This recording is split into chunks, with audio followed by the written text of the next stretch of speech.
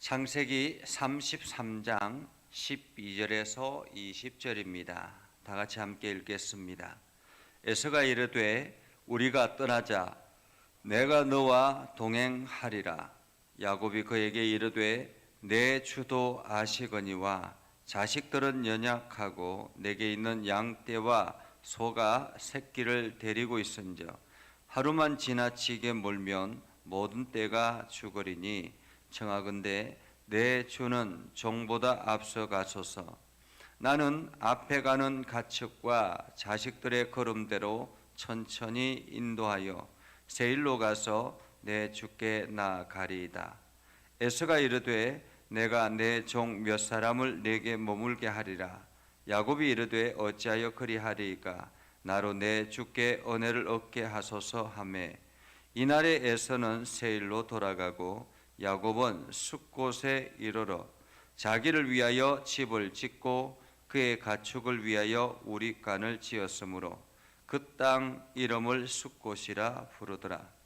야곱이 밧단 아람에서부터 평안히 가나안 땅 세겜 성읍에 이르러 그 성읍 앞에 장막을 치고 그가 장막을 친 밭을 세겜의 아버지 하몰의 아들의 손에서 백크시타에 샀으며 거기에 제단을 쌓고 그 이름을 엘 엘로헤이 이스라엘이라 불렀더라.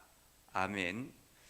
오늘도 하나님의 은혜가 여러분의 삶에 가득하기를 바랍니다.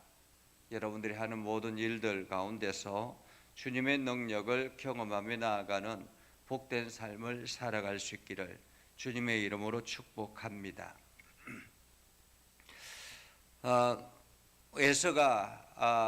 에서가 이제 400명의 군사를 이끌고 야곱에게로 와서 드디어 형제간에 오랜 기간 동안 오랜만에 만났습니다. 형제간의 상봉을 통해서 서로 눈물을 흘리고 감격하는 그러한 진한 사랑의 포옹을 하죠. 자, 그렇게 에서와 야곱이 이제 형제간의 우애를 다지고 그리고 난 다음에 에서가 자 이제 고향으로 가자, 집으로 가자라고 이야기를 합니다. 집으로 가자. 그런데 야곱이 그 에서의 동행을 원치 않죠. 그래서 야곱이 이렇게 이야기합니다. 야곱이 그에게 이르되 내 주도 아시거니와 자식들은 연약하고 내게 있는 양떼도 소가 새끼를 데리고 있은즉 하루만 지나치게 몰면 모든 떼가 죽으리다라고 이야기를 합니다. 사실 야곱은 오랜 기간 동안 여행을 했기 때문에 지치기도 지쳤죠. 탈진하기도 했을 것입니다. 에서 따라간다라는 것 어쩌면 굉장히 어려운 일이죠. 에서는 400명의 정예 군사들을 이끌고 있기 때문에 말을 타고 가든지 낙타를 타고 가든지 하면 빠르게 달려갈 수 있을 텐데 이 야곱은 오늘 아주 어린 아이들도 있고 가축들도 많이 있고 이 떼를 다 같이 거느리고 간다라는 거 쉬운 일이 아니었을 것입니다. 그래서 야곱이 형에게 먼저 가십시오. 내가 뒤따라가겠습니다. 라고 이야기를 합니다. 그때 에서가 이렇게 이야기하죠. 그러면 내가 몇 명을 남겨줄 테니까 천천히 오너라. 이렇게 이야기를 합니다. 그런데 야곱은 그것마저도 거절합니다. 그것마저도 거절하고 내가 형에게 형을 주님이라고 이야기를 하는데 내 주께 은혜를 잊기를 원합니다. 라고 이야기를 하죠. 정중하게 거절하는 그런 야곱의 모습을 봅니다. 이것을 보면서 야곱이 참 겸손하구나라고 생각하기도 하고 또 한편으로는 그때 당시에는 이 광야길을 여행한다라는 것 쉬운 일이 아닙니다. 주변에 엄청난 위험들이 도사리고 있을 텐데 이게 에서의 호의를 받으면 얼마나 좋겠습니까? 에서도 충분히 지금 몇 명을 남겨주겠다라는 것은 이 야곱의 가족을 보호하겠다라는 말이거든요. 그런데 에서의 마음과 야곱의 마음은 다르다라는 것입니다. 한편으로는 에서는 야곱을 보호하겠다라고 생각했지만은 야곱은 형의 그 권위 아래, 형의 그 위협 아래 내가 눌러앉기 싫다라는 의미이죠.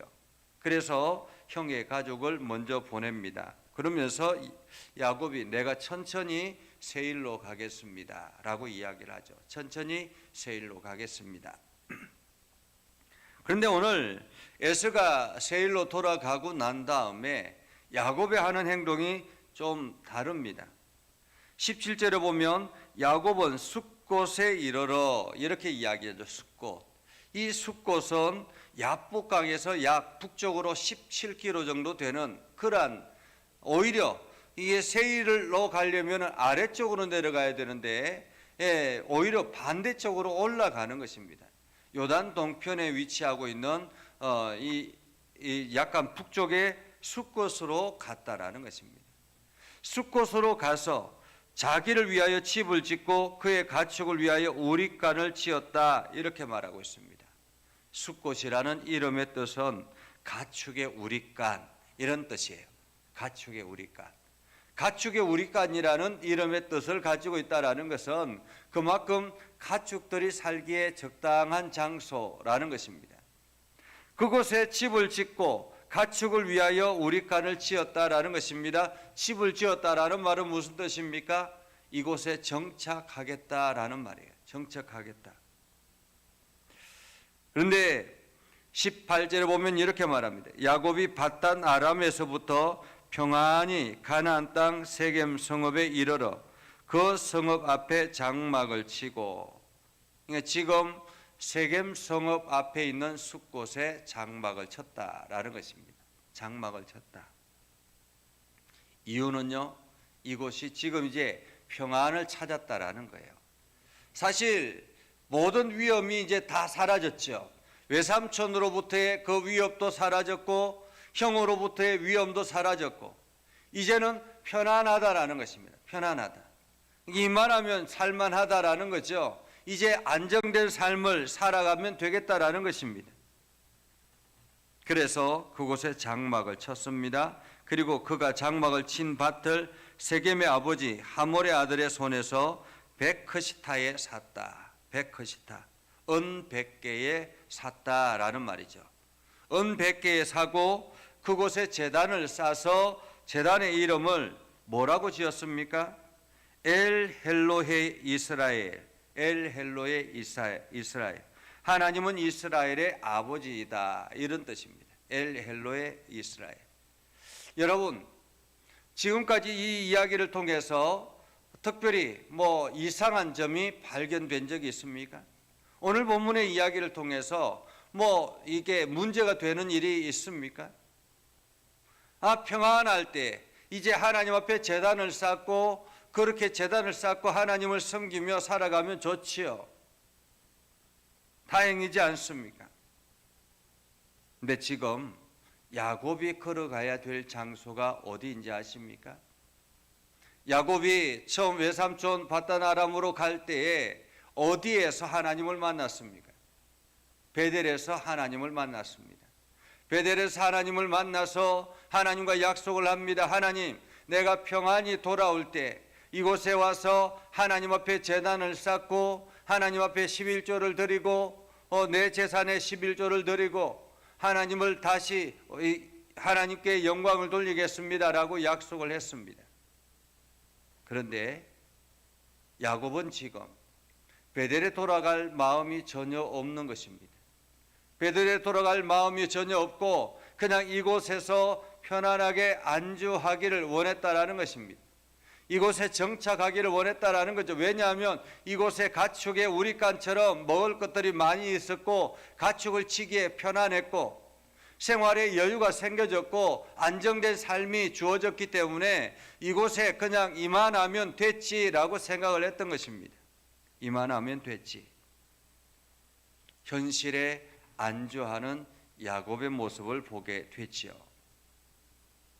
스스로 만족하는 신앙생활을 하고 있는 것입니다.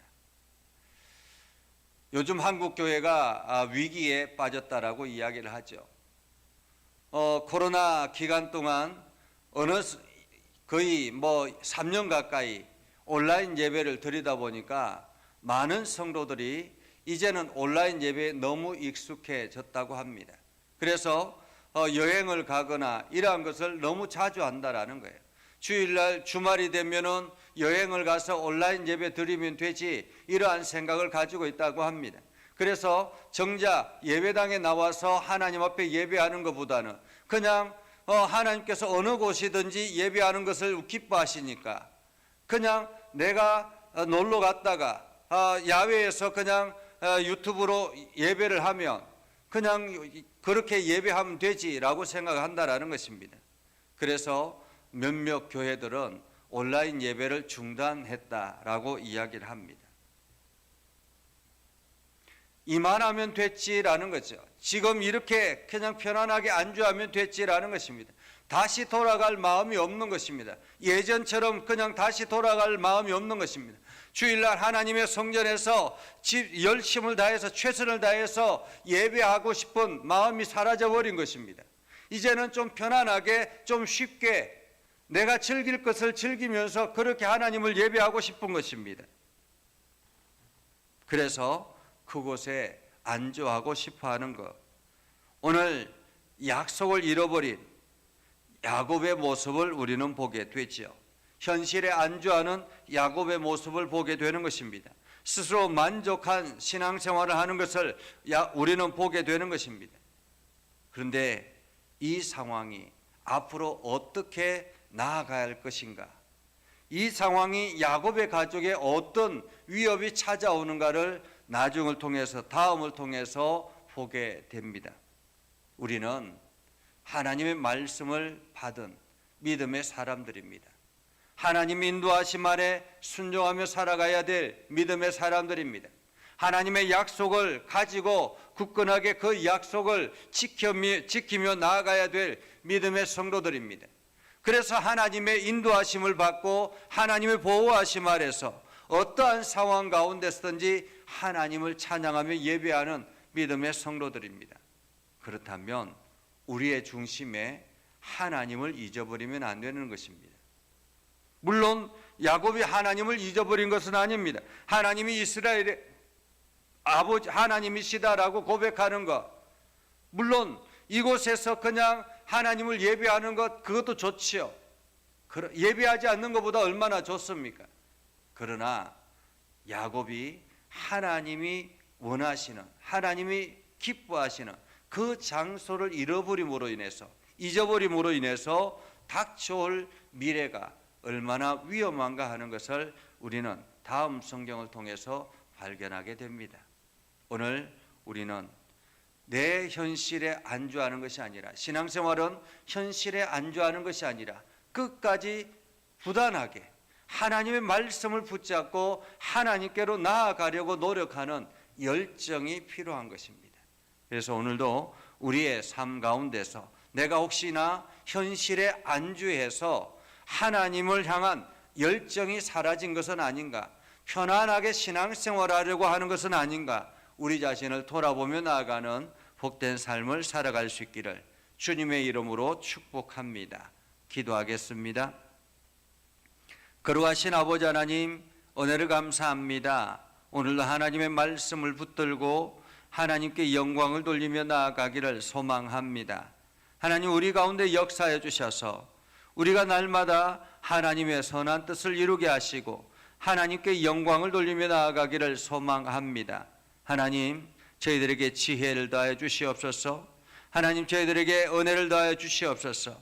우리가 끝까지 하나님의 말씀 붙들고 나아갈 수 있도록 우리에게 복음의 열정을 허락하여 주시옵소서.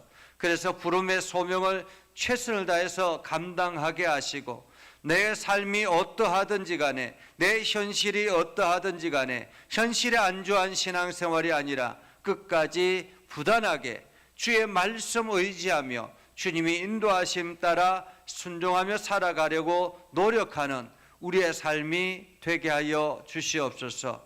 거룩하신 아버지 하나님, 오늘도 말씀 가운데 역사해 주셔서 우리 예전교회를 붙들어 주시고 예전교회가 날마다 창대해져 나가게 하여 주시옵소서. 이 앞장서는 우리 장로님들을 복되게 하시고 형통하게 하시고 건강하게 하셔서 성도들의 본이 되게 해주시고 또 우리 권사님들과 집사님들이 기도하는데 게으르지 않게 하시고 열심을 품고 나아가게 하여 주시옵소서. 아버지 하나님, 육신에 연약한 지체들이 많이 있습니다. 사고로 어려움을 당하는 이들이 많이 있습니다. 하나님께서 일일이 붙잡아 주시고 능력 가운데 가게 해주시옵소서. 특별히 아버지 하나님 신선자매와 정웅 형제를 하나님 강하게 붙잡아 주셔서 오랜 기간 동안 지금 병과의 사투 가운데 있습니다. 하나님 이들에게 힘을 다해 주시고 능력을 다해 주셔서 능히 이 질병을 이겨내게 하시고 모든 것들을 능히 해결하여서 정말로 정상적으로 활동할 수 있도록 하나님 인도하여 주시옵소서. 이 나라와 세계 열방 가운데 함께 하시고 하나님의 은혜와 복이 넘쳐나게 하옵소서. 예수님의 이름으로 기도드리옵나이다. 아멘. 이제는 우리 구주 예수 그리스도의 은혜와 하나님 아버지 극진하신 사랑과 성령님의 감화감동 역사 위로 교통하시며 은혜가 주의 말씀 가운데 있는 믿음의 백성들 위해 하는 모든 일들 위해 영원토록 함께 하옵시기를 간절히 축원하옵나이다. 아멘.